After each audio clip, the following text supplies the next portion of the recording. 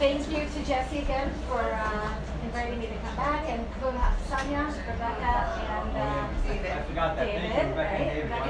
and David. Rebekah and David, thank you very much for hosting. And I'm going to talk about a scene that takes place in several different places in Tanakh. I want to get a little bit of a sense of this, not just this particular scene, but how we treat scenes that appear over and over in Tanakh, how that can help us to enhance our Tanakh learning. But we know that in the Tanakh, sometimes similar stories unfold in similar ways, okay? Especially stories that have to do with life cycle events, stories that appear over and over, like a birth story, right? Or a death story, or a war story, or the story of the appointment of a leader, right? These are stories that we are familiar with, and they appear over and over and over, and they actually create certain expectations, right? Why do they create certain expectations? Because we're used to it, right? So if we meet a woman who is a barren woman, right, an isha akara, we expect certain things that she's going to do because we've seen it before, right? So we expect that either she's going to take her handmaid and give her to her husband to marry, right? Or she might engage in tefillah, right? And we actually know it's not just one particular feature that's going to happen, but we know that things are going to go in a certain direction. We know that she is going to get pregnant. All of the barren women's stories in Tanakh end with the woman becoming pregnant, right? Except maybe for one. Which one?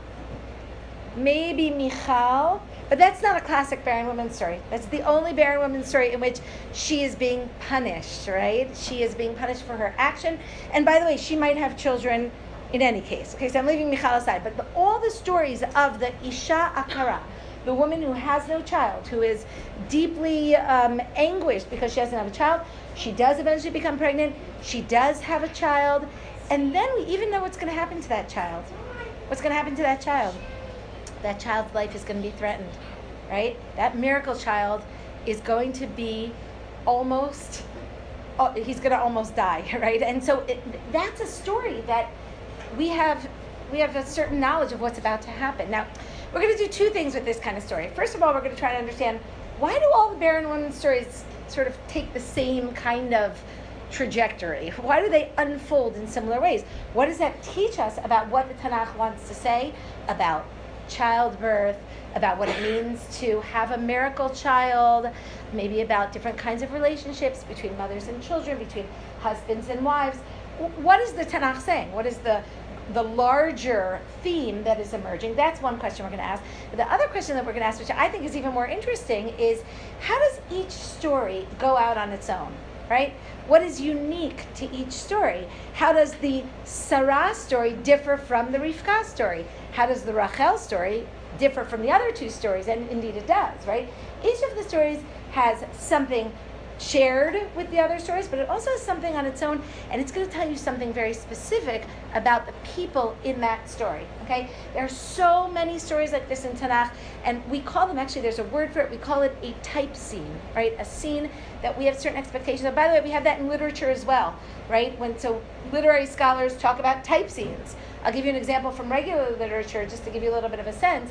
Think of the story of the young man who goes out to find an adventure, right? And he goes on a journey, and it's the journey pretty much of him growing up, right? And it usually involves a shipwreck and fighting with monsters, right? You know, right? That's the classic type scene of the young man sets out to become an adult, right? So that's something that we expect in literature, and in Tanakh we have very similar kinds of things. I talked about the barren woman story. How about the wife-sister story? Right, remember that one that involves a famine? There's a famine, and the family decides to go to a foreign land in order to obtain food. And on the way, the husband becomes very concerned because his wife is very beautiful, and he says to her, "Imrina achotiat," right? Tell them you're my sister. And of course, once they get to that foreign land, indeed, the king takes an interest in the wife and takes her home, and then discovers that she is in fact married and becomes very upset and reprimands the husband, and ceremoniously or perhaps unceremoniously expels the husband from the country, and sometimes he gives him presents as well, right? How many times do we have that story? that story is so familiar that it gets a little blurred in our minds. We're not sure. Wait, how many times did that story happen? Right? How many times did that story happen? 3, right? 3. Twice to Abraham and once to Yitzchak, okay? So again, sometimes even just the stories are so similar that they even begin to blur in our minds. And again, what we want to do with these stories is we want to try to understand the common features and maybe even analyze them and then see how each story is really unique in its own right and what that tells us about that story. And the story that I want to talk about tonight is a very well-known type scene, and it's the type scene of the betrothal, okay? The one that takes place next to a well, right? And there's a lot of features of this type scene that seem to be shared by many different stories. And I would say that none of the stories have all of the features, but the basic feature is a man journeys from his home and travels to a distant land. There he meets a young woman next to a well. She is from his family, right? She invites him home where they have a meal and they become betrothed. That's a lot, right? That's a whole unfolding of a story. Where do we have that? Who has a betrothal scene? Yaakov. Okay, don't worry about the little differences. Who has that kind of journey meal scene? Okay, Yitzchak and Rivka, Moshe and Tzipora, Yaakov and Rachel. Any others? Any others? Okay, so there are a few others. I'm going to get to that in a few minutes, but I do want to say something, and that is that we're not making this up. This isn't like a new kind of approach to Tanakh. And sometimes, where I teach in Michal Herzog, people like to think they're sort of, inventing a new approach. There's nothing new about this approach. This is what Chazal did, right? And this is what the Midrashim do. In fact, the Midrashim tell us very explicitly 3 people met their wives next to a well, right? They tell us that in Shmot Rabbah, on Perak Bet, right? Shlosha nizdavgu et zivugehem liad habe'er, Yitzchak, Yaakov, uMoshe, right? 3 people met their wives next to a well. So Chazal are very aware of these similar stories. And it is one of the great methodologies that we find throughout the Midrash, comparing people, comparing stories. Now, Chazal don't tend to use the same kind of terminology that we use, and they're not necessarily using a rigorous kind of methodology, right? They're not using the terminology, they're not using a rigorous, systematic methodology, but they're doing everything that people are doing today in learning literary approaches to the Tanakh. Sometimes they do it also a little bit differently. I'll give you another example. In that particular midrash that I just quoted, they talk about three couples that meet next to the well. And those are, I think, the 3 most obvious. But there's another midrash. It's a midrash in Pirkei Rabbi Eliezer. And the midrash says as follows. The midrash says, if you are walking on the road, you're on a journey, and you happen to see young girls coming out to draw water from a well, it's your lucky day, right? That's pretty much what the midrash says. From whom do we know this, says the midrash? Well, we know it from Yitzchak, or from Eved Avram. We know it from Yaakov. We know it from Moshe. They all get married, and good, we know it from Shaul. Excellent. Okay, what I wanted to say about that particular midrash is that midrash gives us a 4th story to think about. You see, when I encounter a midrash like that, what that midrash says to me is hashveni, right? Eino omer ela hashveni. That midrash says compare me. It says we have 4 stories here, and the midrash is telling us these 4 stories need to be looked at within one sort of umbrella glance, right? You need to be looking at these stories one in light of the other. And actually, if you look at the Shaul story, Shaul is on a journey, and he meets young women who are going to draw water from a well. And, all right, we'll talk about that in a few minutes. But I think that Chazal are also adding a 4th scene to this betrothal mix, okay? Okay, so we're going to get back to that in a few minutes.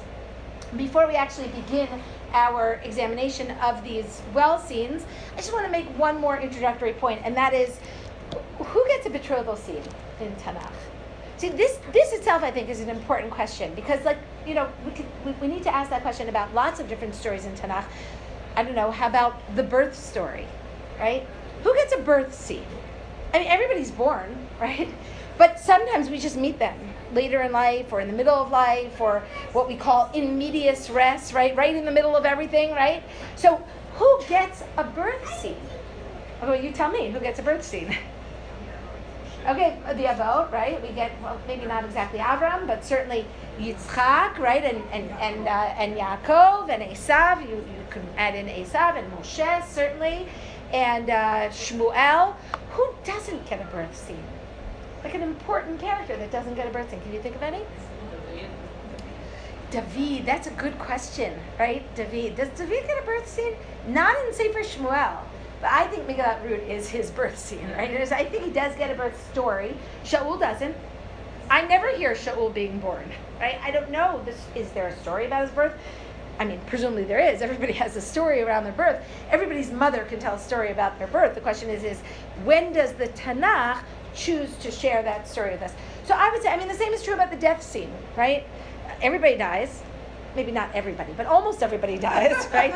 Almost everybody dies in Tanakh, but not everybody gets a big, elaborate death, right? So you have, Yaakov gets a long, last will and testament, and Yoshua gets a rather developed death, and the one who gets the longest death of all is, of course, Shaul, right? Who gets 3 deaths, right? Or 3 prakim that tells us over and over about the way that he died. But some people just sort of, fade out, right? Now, the Tanakh knows what it's doing, or at least that's the assumption that we come with, and we want to ask ourselves, why is this person's death important for understanding that person's character, or whatever it is that the Tanakh is saying about that person's character? Whose death is important for understanding their character? Whose betrothal scene is important for understanding their character? Sometimes people just show up married. A lot of times, right? So Shaul is married to Achinoam, but I don't know who she is. I don't know where he met her, and I don't know if they ever went to a well. Maybe it was a shidduch date, right? We just don't know because the Tanakh chooses not to tell us. So I think that when we look at these betrothal scenes, what we're looking for is how this betrothal scene ultimately tells us this person's continuity, right? This person's legacy. What is this person's ultimate destiny through their marriage? If you look carefully at their betrothal scene, you're going to see why these 2 people get married and what it is that they are meant to produce. What is their contribution to the Tanakh as a couple. Okay? So that's what we're looking for, because otherwise we assume that it would be pointless to tell an elaborate story of their betrothal scene. Okay, so we have here all the introduction, and I really want to just start trying to understand the betrothal scene itself. I mentioned that there are certain features that are common to all these themes. A man goes on a journey. You could talk about the journey. I'm not going to talk about what's common in the themes. He gets to a well. You could talk about the well, water, fertility, life, continuity, right? He's invited to a meal. You could talk a lot about the meal. Meals in Tanakh are very important, right, for solidifying relationships, right? They're from the same family. That's significant, right? It's significant for understanding aspects of what it is that we're trying to do when we're creating the Jewish people. I'm not going to talk about any of that, right? What I want to talk about right now are not the common features, but those which are unique, those which distinguish each of these stories. So let's really start with our first scene. Our first betrothal scene takes place in Perek Kaf Daled, right, in Sefer Bereshit. For those people who have Tanakh, definitely worth opening a Tanakh. Perek Kaf Daled is the story of Yitzchak's marriage to Rivka. It is a very long parak. It's our longest parak in Sefer Bereshit, right? It's over 60 psukim. And what's significant about this story is that indeed a man journeys to a distant land. There he meets a girl next to a well. He is invited to a meal. The girl is from the same family as the man that she's about to be betrothed to, and there is a betrothal. But what's different? What's different? What? Yitzchak's not there. Yitzchak is absent from his own betrothal scene. It's not him. It's not him that goes, which is extraordinary, right? Now, I don't think this is a technicality. I don't think, whoops, we forgot to mention Yitzchak. This is the key to understanding the entire story. It's the key, I think, to understanding Yitzchak. I think it's the key to understanding Yitzchak's legacy, okay? So let's see if we can understand. Well, first of all, let's start with another point, which is that Yitzchak doesn't go to his own betrothal scene. Does he know about his betrothal scene? It's not at all clear that he even knows what's going on, right? So Avram calls his servant, right? And he says, we're going to find a wife for Yitzchak, and it can't be somebody from the Canaanites. So, you do X and Y and go and bring back a wife. Where's Yitzchak? We don't know. Later on, we're going to find him. Where are we going to find him? In the field, right? He was in the field. Does he know? Did he know that Rivka was coming? We have no idea. Okay? Who goes to this betrothal scene? Okay, so everybody at this point says Eliezer, but who? What does the Tanakh say? Eved Avraham. The Tanakh actually doesn't call him Eliezer. Rashi calls him Eliezer. It's fine. We're students of Rashi. That's okay. But I think it is important to be careful. It's important to be precise, because the fact that the Tanakh calls him Eved Avraham is extremely significant, right? Who goes to act as a surrogate in this betrothal scene? It's not Yitzchak's servant. It's not Eved Yitzchak. That's important. He's never called Eved Yitzchak. He is Eved Avraham. He goes as a representative of Avraham. Once again, I think highlighting that which we already noted seems to be somewhat peculiar in the story, which is that Yitzchak himself doesn't go to his betrothal scene. Not only does Yitzchak not go to his betrothal scene, but his servant doesn't even go. Not only does his servant not go, he doesn't seem to really know about it. Okay, and how does this explain to us Yitzchak's legacy? It's sounding a little bit maybe negative. I certainly don't mean it to be negative, and what I'm going to conclude is not something negative. So we can just start thinking in a different direction. But what in fact is Yitzchak's legacy? Well, let's start with the story of his life. Yitzchak has a very short story in Bereshit, right? You think of Sefer Bereshit, right? Who are the figures that are most dominant in the book? Certainly quantitatively. Who are our dominant figures? Okay, Yosef, definitely. Who else? Avram and Yaakov, right? Yitzchak's narrative is sort of sandwiched in between Avram and Yaakov. How many prakim does Avram get? Approximately. Around 10. Yeah, that's right. Around 10. How about Yaakov? Approximately. A little more, maybe 10, 12. It really depends where you cut it. But let's just say 10, right? At least 10, okay? How many prakim does Yitzchak get about his life? 1, maybe 1.5. Let's start in Parshat Toldot. And, until the end of his story, right? It's a very, very limited story. It's very short. I'm going to say a few things about the story. How does it start? It starts with the words Ve'ela Toldot Yitzchak ben Avraham. Now, for those of you who know the continuation of the pasuk, you don't get to answer. What should come next? These are the generations of Yitzchak, the son of Avram. What should come next? Yaakov ve'Esav. That's not what comes next. Ve'ela Toldot Yitzchak ben Avraham. Avraham holida Yitzchak. Right? It's a mirror imaging pasuk, right? We look at the continuity. These are the generations of Yitzchak, the son of Avraham, and we turn backward to look at Avraham, right? That's who Yitzchak is. Yitzchak is the one who is looking backward. Yitzchak is the continuer of Avraham. Avraham looms very, very large in Sefer Bereshit. Avraham is a visionary. He is the one who forges the path of Judaism, right? There's a wonderful Gemara in Psachim which talks about the Avot. It talks about how each of the Avot regarded Har HaBayit, right? Regarded the place of the Beit HaMikdash and what they called that place, right? So Rav Amital, who was the Rosh Yeshiva of Zichronot Tzaddik Livracha, used to say that each of the Avot called the place of Har HaBayit something that fundamentally represented him, his essence. Okay, Avraham called the place a har, a mountain. Okay, why? Because Avraham is a mountain, right? I mean, he frequents mountains also, right? That's something we know about Avraham.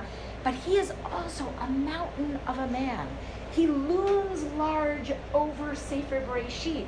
Avraham can be seen from afar, and Avraham can see very far from his perch on the top of the mountain. Avraham's life is continually being described, or Avraham's persona, with the verb to see. Avraham sees. He constantly sees. And that's, of course, an indication of his role as visionary, right? He's the one that is forging a new path. There's a little problem, though, okay? Because if you have a visionary and you want to continue his path, you don't want his son to be a visionary, right? What happens if a visionary is followed by another visionary? The vision changes, right? Is it any wonder that Yitzchak cannot see, right? Yitzchak's not forward-looking. Yitzchak is backward-looking. That's Yitzchak's role. Eila Toldot Yitzchak ben Avraham. His goal is to continue Avraham. Avraham Holidet Yitzchak. He is the continuer. Okay? In that same Gemara, in which we describe Avraham talking about Har Habayit as a har, what is it that Yitzchak calls that place? Anybody know? A sadeh. It's a field. He is the continuer. He smooths out the path of Avram. It's hard to tread on Avram's path. He's, of course, the first one. To get on Avram's path, you have to climb up the mountain, right? Yitzchak makes it easy to traverse. And when you look at that one parak in which we have Yitzchak's life, and that's really parak Kavav, what you find in that parak is that Yitzchak steps very gingerly into the footsteps of Avraham. Everything that Yitzchak does in that parak, he does in imitation of his father, right? And Avram's name is mentioned over and over in the parak. I'll give you a couple examples. Parak Kavav, I mean, really almost extraneously, if you look in Parak Kavav, Pasuk Aleph, you see it right away. Vayhi ra'av ba'aretz, there was a famine in the land. Milvad hara'av harishon asher haya bimei Avraham. Aside from the famine that was in the days of Avraham, and later on in Pasuk Gimel, when Hashem is talking to Yitzchak, he says, Gur ba'aretz hazot, etc., etc., v'akimoti et hashvu'ah, asher nishbati la'Avraham avicha. I will keep with you, I will establish with you, I will fulfill the promise that I gave to your father. If you look in Pasuk Hey, what does God say to Yitzchak? Ekev asher shama Avraham b'kolei. It's all about Avram. His whole parak is filled with Avram, both explicitly and implicitly. Implicitly because Avram left the country during a famine. He tries to leave the country during a famine. Abraham has a wife-sister story. Yitzchak has a wife-sister story. Abraham made a covenant with Avimelech, Melech Grar, and Fichol, Sar Tzva'o. Yitzchak makes a covenant with the very same people. Avimelech, Melech Grar, and Fichol, Sar Tzva'o. Abraham called the place Beersheba. Guess what? Yitzchak calls the place Beersheba. The idea of Yitzchak is that he is continuing his father. He's continuing that new path that his father forged. Now, this point, I think, is made it extremely clearly in that parak itself. If you look in Pasuk Tedvav, for those of you who have the Tanakh open, if you look in Pasuk Tedvav, we're told as follows: V'chol ha'be'erot asher chafru avdei aviv b'mei Avraham aviv sitmum pelishtim vayimalaum afar. Okay, there's a problem. Avraham, during his days, he had his servants dig out these wells. And all of those wells that were dug by the servants of his father in the days of Avram, his father, were stuffed up by the Plishtim and filled with dirt. So, what's a son to do, right? Look ahead. Look in Pasuk Kaf, right? Sorry, Kaf Aleph. Yud Chet. Vayashov Yitzchak, and Yitzchak goes back. Vayachpor et be'erot hamayim asher chafru bimei Avraham aviv, and he redigs those wells that were dug during the days of Avram, his father. Vayisatmum pelishtim acharei mot Avraham, and the Plishtim had stuffed it up after Avram died. Vayikra len shemot kashemot asher kara lahen aviv. He gave them names, not new names. The same names that his father gave. First of all, note that Avram is mentioned 3 times in that pasuk. 3 times in that pasuk. But also, this whole story, this whole episode with the wells, if it weren't true, it would be an amazing metaphor. And even though it is true, it's still an amazing metaphor, right? What is Avram's role? Avram is digging new wells. He's providing water, life for the people. And after his death, though those wells are muddied, right? Abraham's legacy is threatened, right? It seems to be that his water is not going to be drinkable anymore. Nobody will be able to avail themselves of Avram's water. So what is Yitzchak's great role? Make Avram's water drinkable again. Clean it out, okay? That's who Yitzchak is. And when we look at Yitzchak, I mean, you see it in so many different ways. I'll just give one more example, and that is that we're very focused on on speech in Tanakh. Speech is very important in Tanakh. And we always note people's first words. Right? Havali banim v'im ayin meita anochi. Right? We also always notice people's last words. You know what Rachel's last words are? That was Rachel that I just quoted, right? Give me children or I will die. What are Rachel's last words? And this is a bit of a trick question. I mean, she of course dies in childbirth. What? Okay, you're right, but it's still a little bit of a trick question because really, what are her last words in Tanakh? Kol berama nishma nihi b'chi tamrurim Rachel mivaka al baneha ki einenu. Okay, havali banim v'im ayin. The beginning of her life is ben ayin, no child, and the end of her life is she is crying because her children are not there. Her life is framed, right? That's very significant. But we're always going to look at things like that, right? We want to see people's first words. First impressions matter. We also want to see people's first appearance, but words matter a lot in Tanakh. First words matter, last words matter. I bring this up now because I just want to, point your attention to Yitzchak's first word, his last word. What's Yitzchak's first word in the story? I'll give you a hint. It's in the Akedah. Avi, good. Okay, Avi. What's his last word in the story? Abraham. Okay, his life is surrounded by his father. Okay, now, lest you think that this is something negative, I don't think it's something negative. Maybe in the modern world in which we're all supposed to forge new paths and be leaders, there's something negative here, right? But Judaism is not a religion that is primarily focused on forging new paths, on being innovators, on being visionaries. It starts with Masorah, right? The first Ish Masorah, the first person of tradition in Tanakh is Yitzchak. He teaches us that you can't move forward without looking backward. Yitzchak is the continuer of Abraham. Without Yitzchak, we wouldn't have Abraham, right? That's the story of his betrothal scene, right? The story of his betrothal scene is a story in which we learn that Yitzchak's legacy is about Abraham. That's why he doesn't go, right? It's his servant that goes. That's why Abraham is the one who launches this story. The quest for continuity for Yitzchak is a quest for continuity for Abraham. Their betrothal scenes merge together, right? Or Yitzchak's betrothal scene really merges together with Abraham. I will say one final thing before we move on to our next story. We can't get stuck on any one story, but I will say one thing, and that is that there is another unique feature of the Yitzchak and Rivka, we'll still call it the Yitzchak and Rivka betrothal scene, and that is Rivka, right? She's a unique feature in that scene. She is unusually present, okay? She is the only woman in her own betrothal scene who draws water for the man, and for his camels and for everybody else. I mean, she's very, very engaged in her own betrothal scene. Actually, there's a lot of things that we know about Rivka after that scene. Like, I think that what, sort of almost parallel to Yitzchak's absence is Rivka's unusual presence.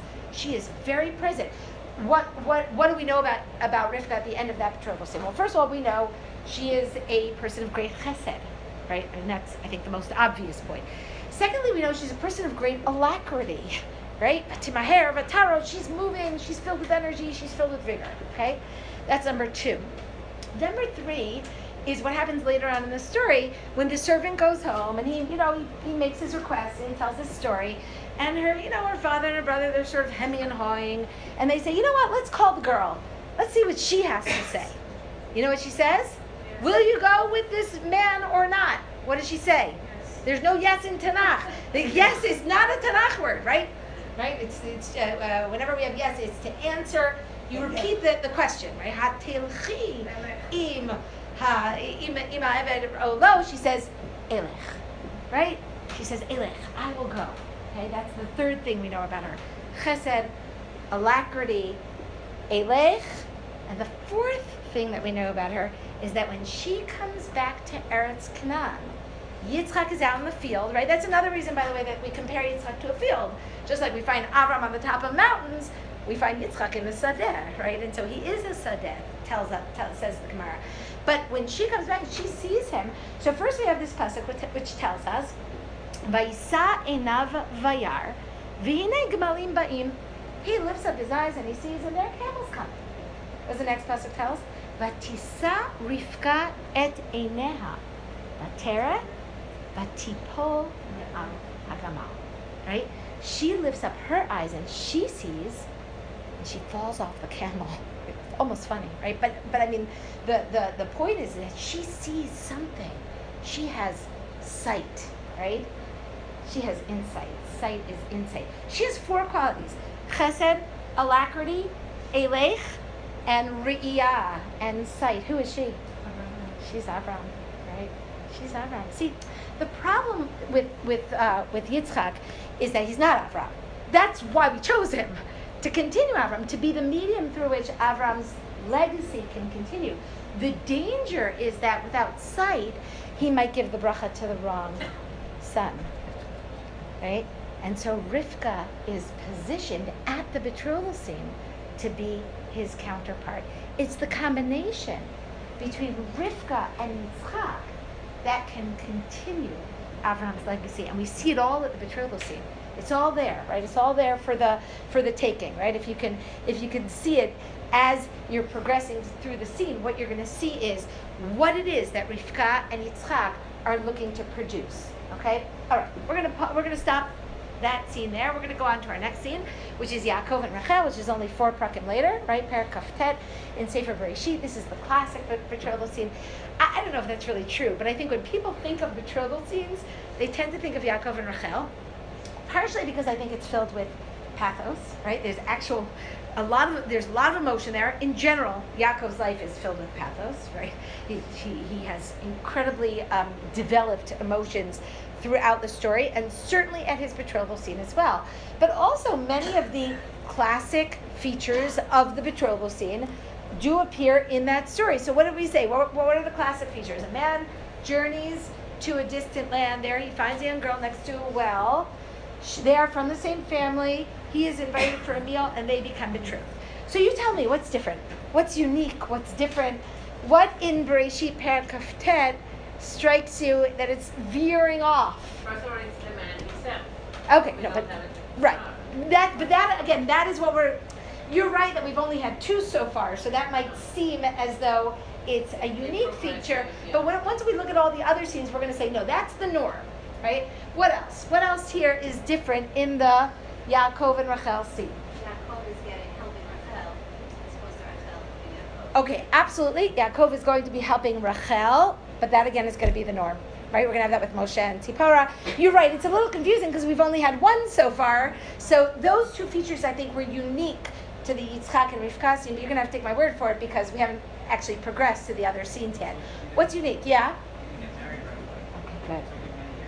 That's good, right? He meets the right girl next to the well. He loves her. He wants to marry her. He has to work for her. He works for her, and he still doesn't get to marry her. He has to work again for her. It's a big glitch. That's not a small thing. What else? What else? Okay, good. The boulder on the well. Again, I said before, sometimes it seems as though all these stories start to blur together. Right? I've taught this before, and people say, yeah, there's always a boulder on the rock, right? On the well. Well, there's not, right? And it seems like an odd thing to have, right? I mean, again, you want to keep the well water clean, but you want to put a boulder that is so heavy that you can't get the water yourself. You have to wait until all the shepherds gather together. It seems to be, just from a purely pragmatic perspective, an odd thing to have in a situation with a well. But okay, we don't have to talk about that, but it is unique to the story, which I'm going to get back to in a second. What else? What else is unique to this story? Okay, let's think about the journey. This is not a leisurely journey to find a wife, right? He is running for his life, okay? He does not arrive at the well with camels and jewels and, a nice little stroll, right? He is running from Esav. Esav is trying to kill him, okay? When he gets to the well, he has nothing. He is out of breath. He is panting. He is very relieved that he has gotten to that well, and that's what characterizes his journey, okay? Okay, so he doesn't have a leisurely journey, and he doesn't get to marry the girl that he meets right away, and, that poses a certain problem in the story. Access to the water is blocked. Does he get a meal? Of Of course he doesn't get a meal. Nothing comes easy to Yaakov. Nothing. The whole story is fraught. It's fraught with tension. It's fraught with obstacles. It's fraught with difficulties, right? I mean, if you ask me, that's the key to understanding Yaakov's legacy, okay, which we'll get to in a minute, right? But Yaakov's life is one long struggle. Think about it, right? He struggles in utero. He struggles when he's coming out, right? Right? He's holding on, right? He struggles for the Bechorah. He struggles for the Bracha. He struggles for his wife. He struggles later with his children. And of course, he struggles with the man, the mysterious man, the angel. His life is one big struggle. In fact, I would say this is really indicated by the unique feature of the scene, which is the boulder, right? The boulder, right?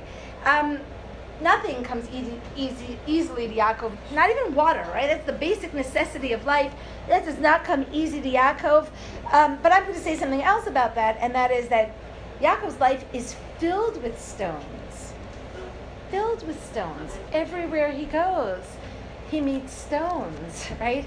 I think that's symbolic, right? His life is about obstacles in his path. He can trip everywhere he goes, right? He has stones in the place where he lies down on the stones. He wakes up in the morning, he makes a matzevet from the stones. He makes another matzevet on his way back. He makes another matzevet between himself and Esav, when Esav, right, the Galaid, right? Yigar Saduta, right? That all over his life is filled with stones. This is Yaakov's life. It's characterized by the hard, unyielding nature of the stone. His path is strewn with stones. But that's not Yaakov's legacy. His legacy isn't that he struggles. I think it's one step beyond that. It's that he struggles and he prevails. Okay? Yaakov gets everything that he is struggling for. Right? He gets the Bechorah. He gets the Bracha. He gets the girl. He gets all 12 of his sons, right, take over for him. Everything, even the stone, think about it, right? Yaakov arrives at the well, and there's a stone that he can't get off of the well, and then he sees Rachel, and he summons up these inner reserves of strength, and he becomes Superman, right? And he pushes that stone single-handedly off of the mouth of the well. That's Yaakov. Yaakov is the one who's going to find those inner reserves of strength in order to emerge triumphant. And he always does, right? That's what the angel says to him, right? Lo yamer od shimcha Yaakov, ki im Yisrael, ki sarita im Elohim, v'im anashim, vatuchal, right? No longer shall you be called Yaakov, but Israel, for you struggled with God and with men, and you have prevailed. Yaakov's life is about prevailing. Now, if we go back to that Gemara Pesachim, which compared, Avram was a har and Yitzchak was a sadeh. What do you think Yaakov is? Everyone says Evan at this point. You're all thinking it, right? Everyone says Evan, which would not be consistent, but it makes sense based on what I'm saying. No, it's even better than that, right? The Gemara says that Avram called Har Habayit Har, and Yitzchak called it Sadeh, and Yaakov called it a Bayit, a Beit Hashem. Now I'm going to say two things about this. First of all, just like we said with Avram and Yitzchak, Yaakov is particularly associated with the Bayit. In fact, he's the first person in Tanakh to build a house. When he comes back from Haran, he builds a house. So he's associated with the house. But it's more than that, right? You know the old adage, when life gives you lemons, make lemonade, right? When life strews stones in your path, build a house, right? That's what Yaakov does. But it's more than just build a physical house, right? It's about building something which is strong, which can withstand the external dangers, which can draw on the inner reserves of strength in order to preserve you when the outside world is dangerous, right? Build something strong, build something stable, build something enduring, build something dynastic, right? A house is not just a physical house, it's also a dynasty, it's also a family. That's Yaakov. He's the one that builds Beit Yaakov, or Beit Yisrael, right? Now, ultimately, I think that Yaakov's legacy is the legacy of survival in Galut. Right? Yaakov's life is about Galut. Right? Most of his life we encounter is about how he struggles to survive, whether it is in Mesopotamia or down in Mitzrayim. Right? He testifies about himself that Me'at v'ra'im hayu shnei yemei chayai. Right? He says his life has been very difficult. His life is a life that is filled with the struggles of exile, and I think his legacy is how to build a house in exile. You see, if you look in Shmot Perek Yud Bet, okay, which is the Perek of Geulah, right? It's Parshat Bo. It's the Perek where we leave Mitzrayim. You look at the key word of that Perek, it's bayit. It's bayit. It's a house, right? What's going on in the house? Well, first of all, what's going on outside the house? Death, right? Makat bechorot, right? Danger outside the house. What's going on in the house? Well, Am Yisrael, they paint the blood on the outside, and they hunker down in the home, where they perform mitzvot, right? Where they find those inner reserves of strength that give them the possibility of redemption, okay? That's what Yaakov teaches us. I think that's Yaakov's legacy. We encounter it in various ways, I think, in the story, but we certainly encounter it at his betrothal scene. Nothing comes easy to Yaakov. He struggles for every aspect of his life, including at his own betrothal scene, struggling to get food, struggling to get water, struggling to get to the end of the journey safely, struggling to get the right girl, the one that he loves, right? And in the end, all of this emerges. He emerges triumphant from all of this, and it makes him stronger. It gives him the tools to build the house. That's his legacy. That's what he passes down to us. Okay, I'm going to go on to our third scene, and that is Moshe and Tzipporah. Right, we're leaving now Sefer Bereshit. We did our Bereshit scenes. Now we're going to go to Sefer Shemot. Shemot Perek Bet. Also, I think a very familiar scene, one that we're certainly very familiar with. Moshe journeys right to Midian. Again, it's not a leisurely journey. He's running for his life as well. Right? Maybe that's the more usual scene, but I would tend to doubt it, even though it appears twice. And he journeys to a distant land, and he meets a girl next to the well, right? And he is invited to a meal. They become betrothed. They're not from the same family, right?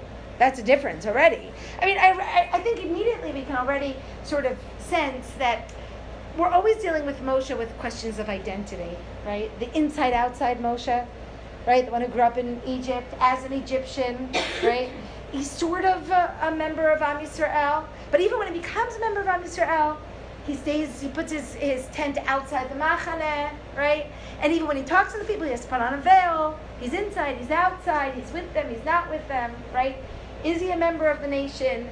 Is he above the nation? Is he aside of it? Right? These questions of identity accompany Moshe throughout. So it doesn't really surprise us that he marries someone outside, because he grows up outside.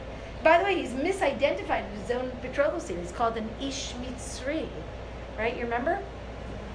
Well, what else, though? What else is interesting about the betrothal scene? What else is different in Moshe's betrothal scene? What's unique? Okay, good. Yeah, we have an encounter with the Ro'im. Is that what you wanted to say? There are other girls there. Okay, good. There are other girls. Those are the two key points, okay? Those are the two key points. Let's start with the first point. Moshe's betrothal scene is dominated by the evil shepherds, right? And that's what happens, right? He gets to the betrothal, he gets to the well, and the young women have drawn water. It's an arduous process. I've never done it, but it seems pretty arduous, right? And they've drawn water, and they've put it in the troughs, and they bring their sheep to drink, and along come the shepherds, and they chase away their sheep, and they bring their own sheep. So they're stealing the girls' labor. This apparently is a daily occurrence, right? We see from later on. And Moshe comes along, and he can't bear it, and he banishes the shepherds, and he draws water himself for these young women. These young women go home, and they tell their father Reuel, and Reuel says, well, go bring him home, we'll give him a meal, and then he gets married to Tzipporah. The story of Moshe's betrothal scene also has an obstacle. But unlike Yaakov, I think we have to pay attention to this, because in my mind this is critical. Yaakov's obstacles are inanimate. Moshe's are people always, right? Moshe's struggles are with people. Moshe's quest is a quest for justice. It's a quest to rid the world of oppression, of injustice. It shouldn't surprise us that that's what we meet at his betrothal scene, right? Because that's Moshe's legacy. Moshe is the great lawgiver. Moshe is the one who teaches the world Chukei Elokim v'Torotav, right? The statutes of God, the rules of God, the instructions of God, the ethical infrastructure of Am Yisrael. That has to be put into place by Moshe. It shouldn't surprise us that that's what we meet at his betrothal scene, because we already expect that that is going to be his legacy. And not only that, not only do we expect that that's going to be his legacy, but that's his whole initial story. When we first meet Moshe as a young man, right? We first meet him as a baby, but he's sort of passive there. Other people are saving him, right? When we first meet Moshe as a young man, we have three stories, right? The first story is he saves the Jew. I know that's an anachronism, but I'm just going to call it Jew anyway. He saves the Jew from the Egyptian. In the second story, he saves the Jew from the Jew. In the third story, he saves the non-Jew from the non-Jew. Right? Moshe is on an equal opportunity quest for justice. He doesn't care who it is. He doesn't care who you are. He cares that the weak not be oppressed by the strong. Right? Moshe is, and of course, if you look at each of these stories, of course, Moshe is completely, he's not involved in any of these stories. Right? Moshe's an outsider to all of these stories. I mean, if I were going to say it not nicely, it's really none of his business, these stories. But that is, I mean it in the nicest way possible, of course, because Moshe makes it his business, right? See, the thing with Moshe is that nothing's none of his business. He can't stand on the side and watch oppression take place. He can't bear that, right? And so at his own betrothal scene, you'd think he would have learned his lesson already, right? He had to run away from Egypt because he couldn't stop himself, right? But even when he arrives in Midian, he can't stop himself from saving the weak from the strong. And that's that story as well. But I want to get back to the other point that I mentioned before, and that is the inside-outside nature of Moshe. Right? Something else that we see very much is part of Moshe's persona, which we find at his betrothal scene as well, both because he doesn't marry someone within the fold, right? He marries the daughter of a Kohen Midian, and because he is identified as an Ish Mitzri at his betrothal scene, and because we see that he gets involved in all manners of business, whether or not they have to do with his own nation or not. This is something we definitely see throughout the story of Moshe, starting from the very beginning. Moshe is born almost in a way that he surpasses ethnicity, right? If you look at the story of Moshe's birth, Moshe is born twice, right? He comes out of two wombs. The first one is the biological womb. The second one is the teva, right? He has two mothers. He has a biological mother. He has an adopted mother. Each of them see him. Each of them have compassion on him. Each of them save him. Ultimately, he receives a name, which is an Egyptian name with a Hebrew etymology, right? The name Moshe is an Egyptian name. The etymology, Kimina Mai Veshitiu, is a Hebrew etymology. Moshe is a very, I think, complex amalgamation of Jew and Egyptian. That's his identity. And one of, I think, the extraordinary moments in the Moshe story is when he first emerges as an adult, and we're sort of wondering, who is this Moshe going to be, right? I mean, we don't have a lot of time to think about it, right? Because just one pasuk. But after the beginning, right? I mean, we know he grew up in the palace. His mother nursed him until she weaned him, which is pretty young, right? And then he doesn't seem to have any contact again with his family. And we want to know, who does Moshe see himself? Which identity does he choose? Which mother does he choose?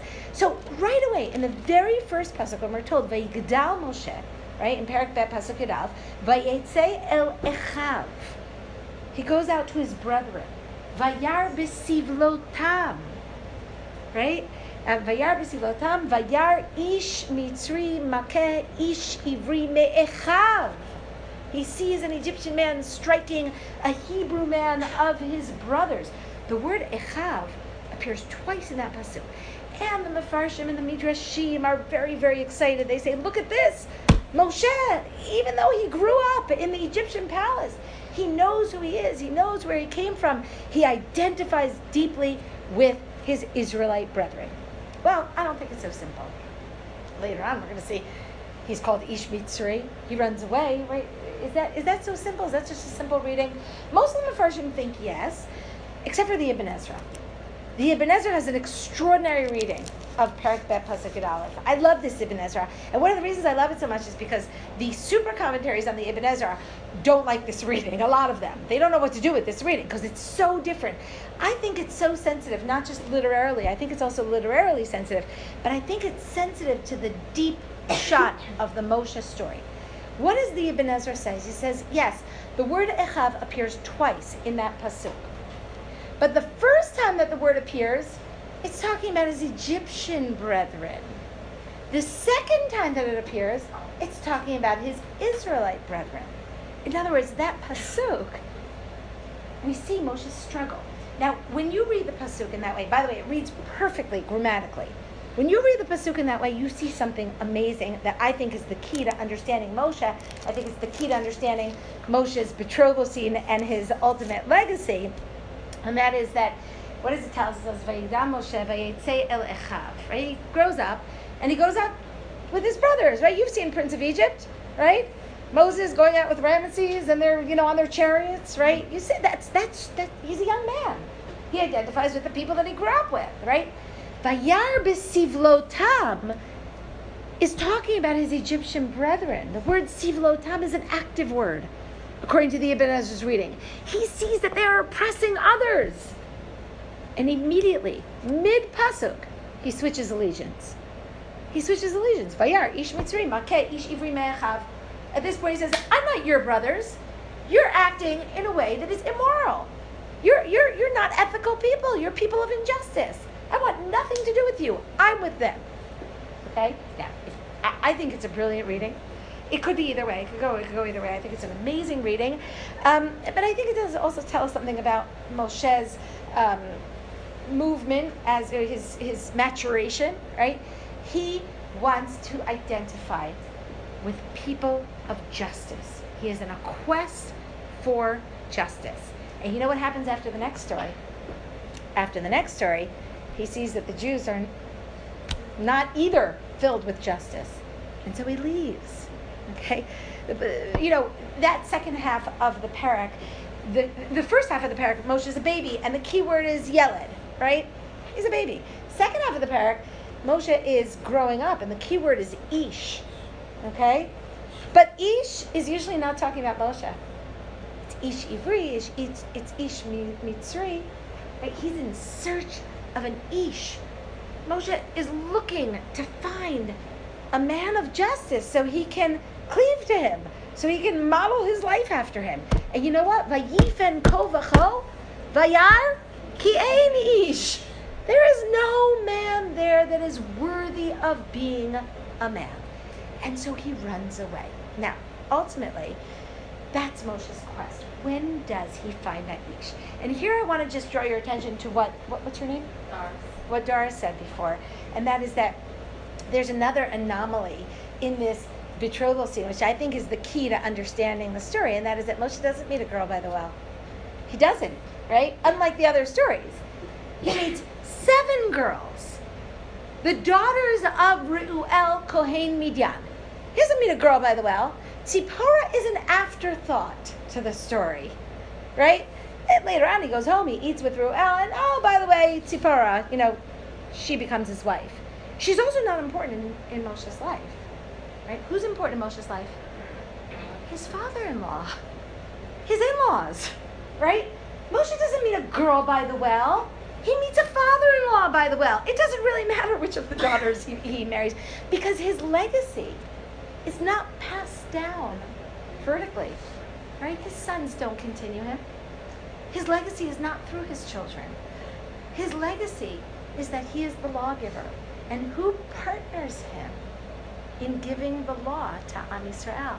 It's Yitro.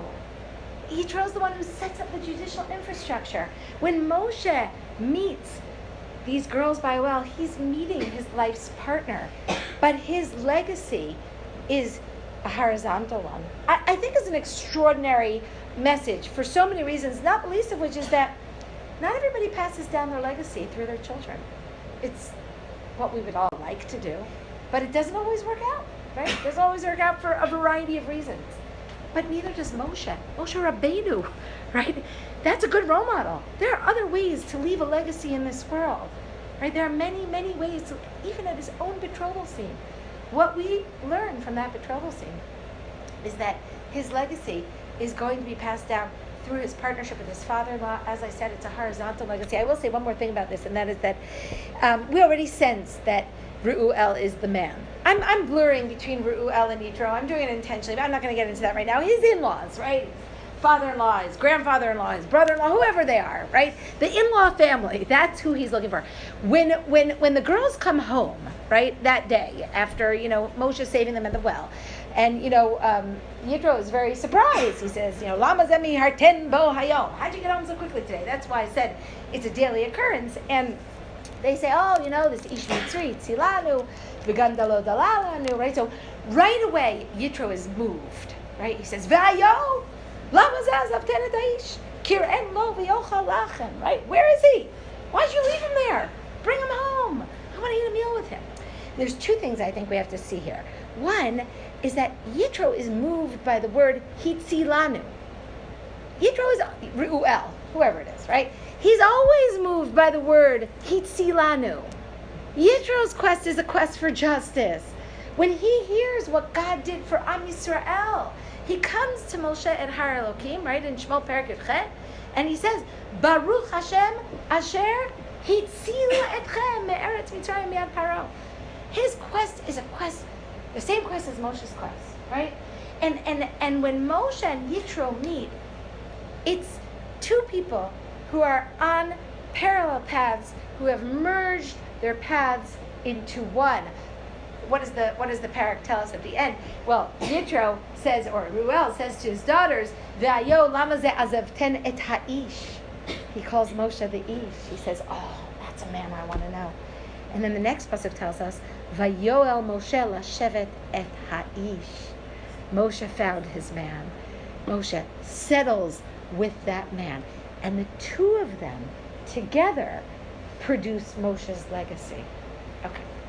There's a lot more to say about this. I'm going to leave it there. That's what I think we see at the betrothal scene. I'm going to briefly, because I know that my time is running out, and I'm going to briefly talk about two more betrothal scenes. One of which I think the Midrash alludes to, and that's the betrothal scene of Shaul, right? And because the Midrash says there are 4 times that that we see in Tanakh that somebody's walking around and he finds young women going out to draw water, and something good happens to him, right? So the story of Shaul actually is sort of odd, right? It's sort of odd to count it as one of the betrothal scenes because, of course, it doesn't end in a betrothal. That's why we tend to miss that story. But it has all the other features, right? It has, a man journeying. It's a long journey, right? He's journeying around Eretz Binyamin, and he finds these girls who are coming to draw water from the well, and he's invited to a meal. And maybe they're from the same family, perhaps, because he finds them in Eretz Binyamin. That's not critical here. But I do think that it is a betrothal scene. And the way that we see that it's a betrothal scene is in one of my favorite psukim in Tanakh. I mean, if I had to be pressed to the wall, I probably couldn't find one real favorite pasuk. But this is a good one, right? It's a good one because it's very fun, right? It's fun to teach. It's vibrant, and that's the pasuk where Shaul meets these young women, right? It's a wonderful pasuk, and of course, he's looking for the Navi, right? Because his donkeys have gotten lost, right? So he's looking for the Navi, and he can't find the Navi, right? Shaul has a problem finding the Navi. That's already problematic, right? He can't find the Navi on his own. He needs a couple of minutes. It's sort of like, when Yosef goes to look for his brothers. He can't find them on his own. He has to find the Ish. The Ish has to get him there. What does that tell us? Right? It tells us he can't intuit his brother's presence. It shows us the great, vast divide between Yosef and his brothers.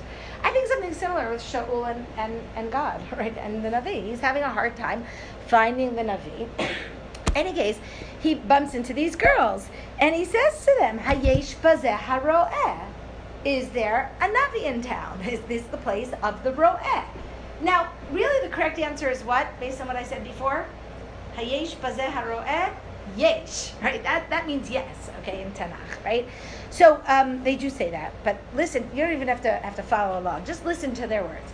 V'ta'anena otam v'tomarna, right? And they answered him and they said, Yesh, hine lefanecha maher ata ki hayom ba la'ir ki zevach hayom la'am b'bama ki v'achem ha'ir kim timtzun oto v'terem ya'aleh b'mata la'echol ki lo yochel la'amad ba'o hiu yivarech ha'zevach achareichem yochelu ha'kruim v'ata alu ki otocha hayom timtzun oto. What did they say? Nothing, right? It's total gibberish. And the Abarbanel says that they're all jumping into each other's words, and it sort of sounds like that. It's that's what I said. I love this pasuk. It's sort of, it's vibrant, it's hilarious, right? But the Midrash asks the question, and the Gemara asks the question, Kol kach lama? Right? Why are they talking so much? I'm not going to tell you the first answer of the Midrash because I have no interest in saying that women talk too much, so I'm going to leave that one aside. And the second answer of the Midrash is, Mipnei shayu mistaklot al yofio shel Shaul v'lo hayu sveot mimenu. Because they were looking at Shaul's beauty, they just didn't want to let him go. You really feel it in the pasuk, right? You feel it. Like, they're talking, and he's like, okay, got it. And he's going, no, we just have one more thing to say, right? You also have this feeling that each one is sort of trying to draw his attention. That's what the Abarbanel says. This is a betrothal scene. It feels like a betrothal scene, right? And ultimately, of course, we have to look at the next pasuk. How does Shaul respond to all these women who are clearly trying to get his attention? And the answer, of course, is he doesn't. Right? He turns around and goes.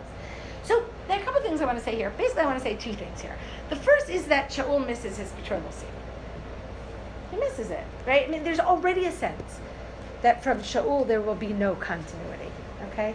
There's no drawing of water, there's no chesed, there's no continuity, there's no connection, right? There's a lot of things that are missing from Shaul's betrothal scene, or from Shaul's beginning scene in general. I mean, there's, one wonderful article pointed out that Shaul in his betrothal scene, he has no money. Right? Remember when they're going on the way to find the Navi, and he says to his Nar, but I have no money. And he says, oh, that's okay, I have money. Right? He has no money. He can't find his donkeys. He has no women. What are the three things a king can't have too much of? Right? Can't have too many.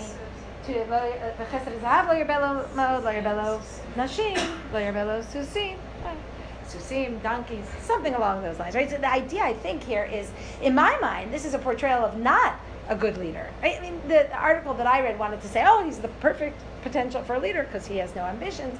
I want to say the opposite. A leader has to be ambitious. He has to limit those ambitions. But if he's not ambitious, he's never going to achieve anything, right? We already sense at Shaul's betrothal scene that he's not driven for continuity. He's not driven to achieve the things that a king needs to achieve in order to be a great leader. But there is something else. I mean, the real question about Shaul, and I can't possibly answer this question in the next 5 minutes. I can't even really answer in a year. I know because I've taught Shaul many times, and at the end of the year, they're asking me the same question that they did at the beginning of the year. So clearly I haven't answered it. And that's, of course, the question, why Shaul is chosen to begin with. I mean, for so many reasons he shouldn't be chosen, not the least of which is what I just said. I think that the real answer is as follows. When you look at Shaul in this scene, he is invited to a meal. Very important moment, right? That meal is featured. He's invited to eat with the Navi, right? And then he's put at the head of the Kruim, right? And they bring him the choicest piece of meat that was set aside from the day before. That meal is a meal, right? It's focused on, right? And what did I say before? In Tanakh, meals that solidifies relationships, similar a little bit to what I said about Moshe and Reuel.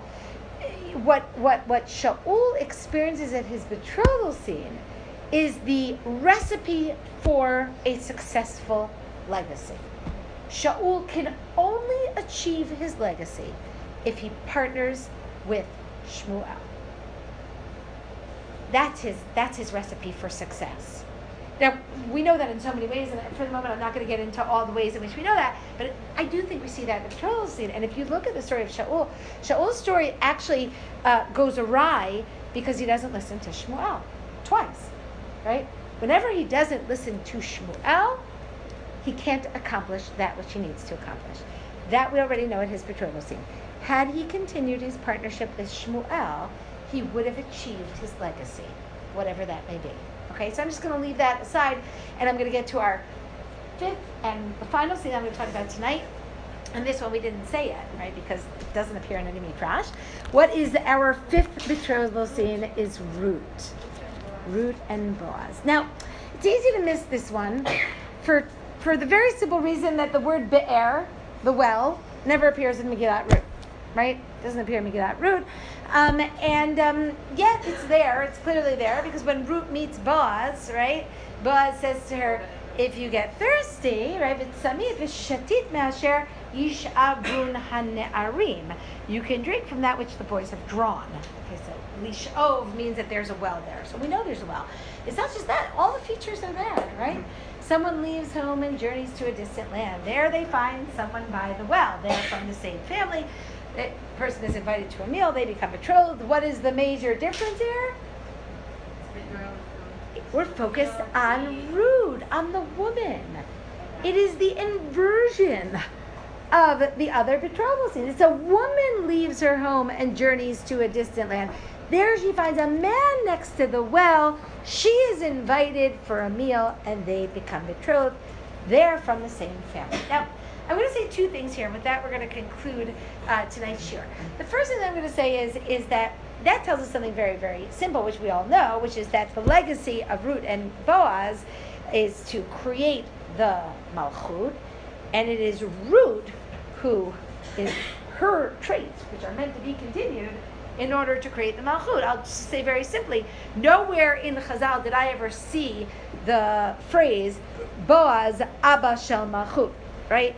It is Ruth who is the matriarch. She is the progenitor of kingship, and therefore we are focused on her character, on her traits, in order to create the dynasty of kingship. But the other thing, and I think this is more significant, is when we look at the story of her betrothal and at the unique features of her betrothal scene, I think we see exactly what it is that we're looking for in Melucha. Her journey that she takes, it is a journey to find marriage. But of course, she takes a journey knowing she will never find marriage. She takes that journey despite the fact that Naomi tells her, you will never get married. She takes that journey, and it's a self-effacing journey. It's a journey for the other. Everything that Ruth does is not for herself. She marries Boaz because Naomi tells her to. She goes to the field in the middle of the night and engages in that very questionable scenario because Naomi tells her to. She gets a meal at the well and she brings it home to Naomi. Everything that Ruth experiences at her betrothal scene is not for herself.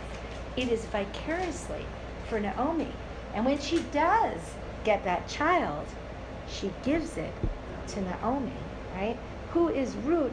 Ruth is the one who erases the I because she wants to give to the thou. She sees herself as a channel, as a conduit through which goodness flows to the other. Now, I'll say one final thing, and that is that it's not the kind of chesed that I expect from people, and it's not the kind of chesed that I think that we should expect from our children or our students or from other people in our community, right? This kind of self-effacement is not, certainly, if somebody has their 10th child and their neighbor has no children, I would think it's a little odd if she gave that child to her neighbor to be nice, right? And that's not what we do, right?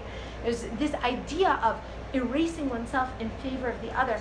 This is not the classic kind of chesed in Tanakh or the classic kind of chesed that we necessarily encourage.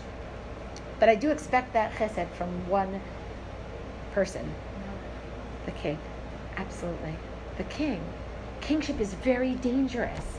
We concentrate so much power in the hands of one person. That person has to erase the I. He has to erase the I from the equation.